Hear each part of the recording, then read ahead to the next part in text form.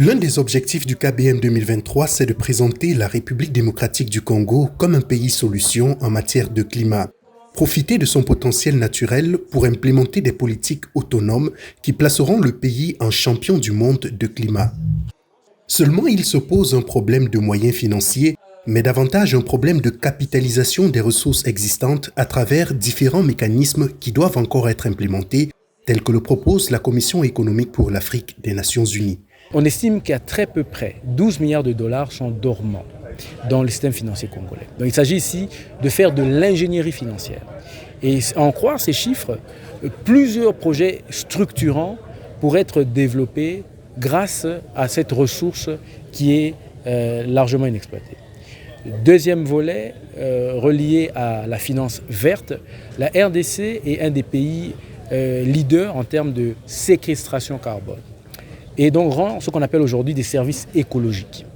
Et il convient aujourd'hui de développer une comptabilité du capital naturel qui permette en fait d'évaluer la valeur monétaire de ce trésor forestier en tant que capital naturel, mais aussi évaluer la magnitude des services écologiques afin de les chiffrer.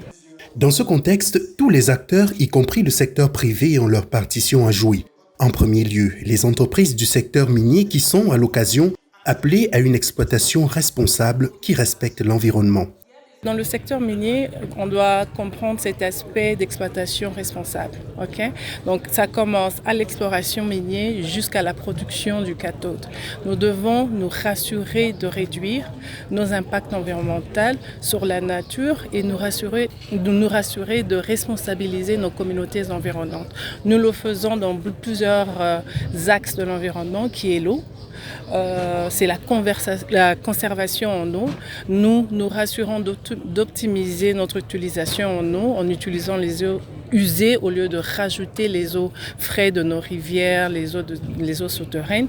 Il y a l'aspect de gestion de déchets des mines, comme je l'ai soulevé, qui est plutôt de nous rassurer que dans notre life of asset, nous sommes en train d'appliquer l'après-mine déjà. Donc on se dit aujourd'hui, c'est matières premières, ces matières critiques, ces métaux critiques ne sont pas renouvelables. Donc nous devons nous assurer que l'approche que nous menons en extractant ces mines, d'une manière responsable, nous sommes en train de minimiser nos impacts.